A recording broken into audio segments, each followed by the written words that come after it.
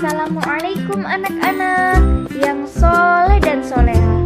Masih pada semangat belajar nggak nih? Masih dong ya.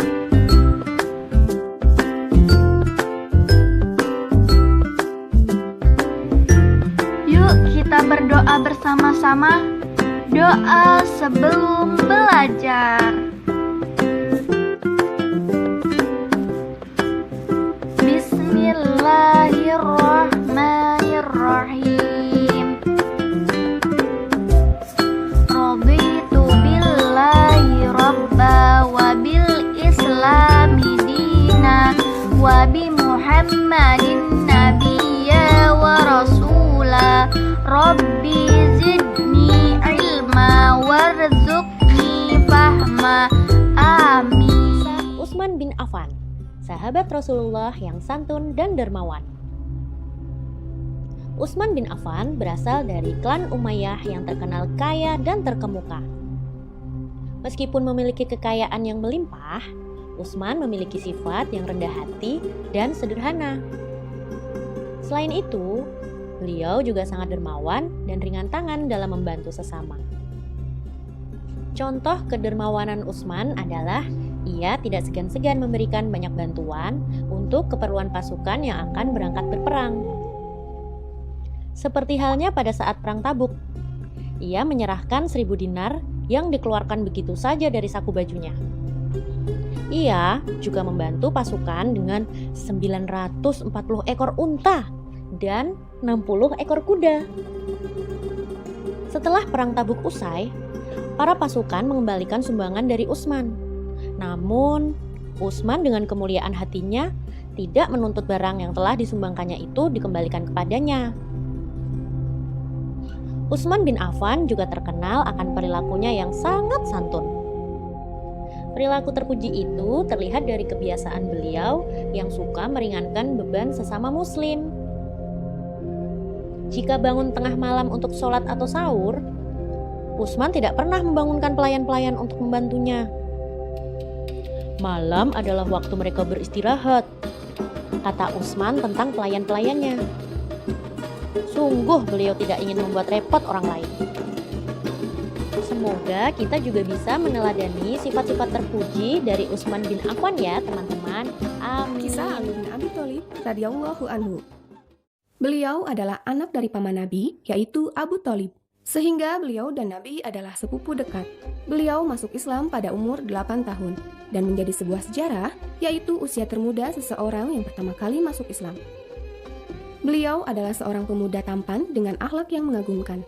Kefasihan ilmunya tiada bandingannya, serta keberaniannya dalam membela Islam menjadikan beliau salah satu sahabat yang dijamin masuk surga tanpa dihisab oleh Allah Subhanahu wa Ta'ala.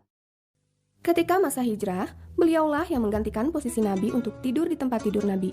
Ketika hendak berhijrah, Nabi mendapat ancaman pembunuhan oleh kaum kafir Quraisy, dan Alilah yang menggantikan posisi Nabi ketika rumah Nabi digeledah oleh kaum kafir. Ali radhiyallahu anhu mendapatkan kehormatan menikahi putri dari Nabi, yaitu Fatimah binti Muhammad radhiyallahu anhu.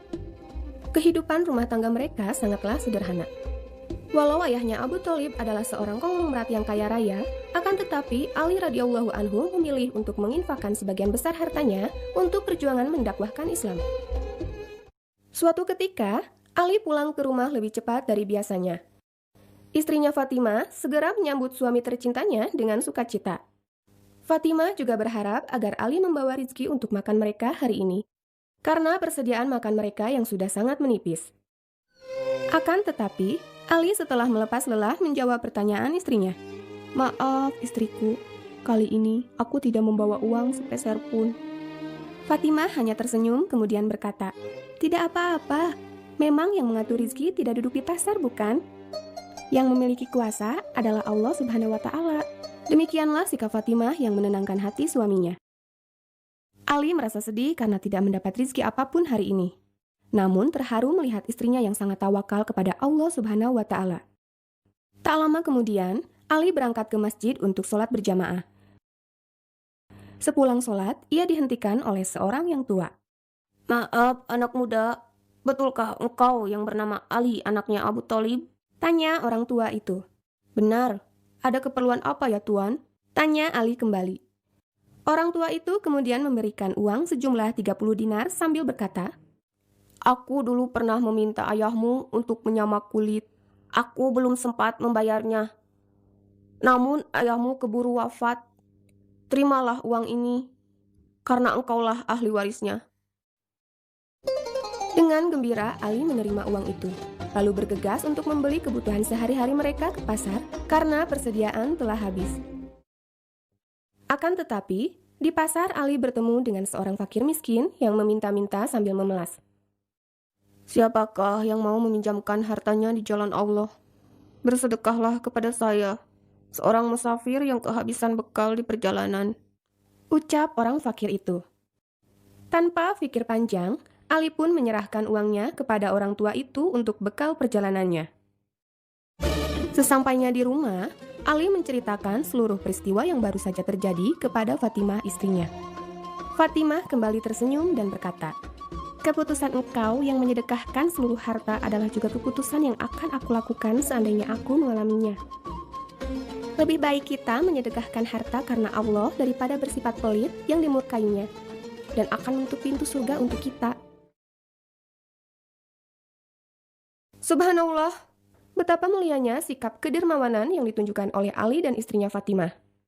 Mereka tidak tega melihat fakir miskin yang lebih memerlukan uang dibanding mereka. Dan mereka juga takut akan murka Allah karena bersikap pelit. Mudah-mudahan kita bisa menteladani sikap Ali dan istrinya Fatimah radhiyallahu anhu. Itulah materi tentang Utsman bin Affan dan Ali bin Abu Thalib. Mudah-mudahan apa yang telah kita pelajari hari ini dapat bermanfaat untuk kita semua. Ibu akhiri pembelajaran hari ini dengan membaca hamdalah.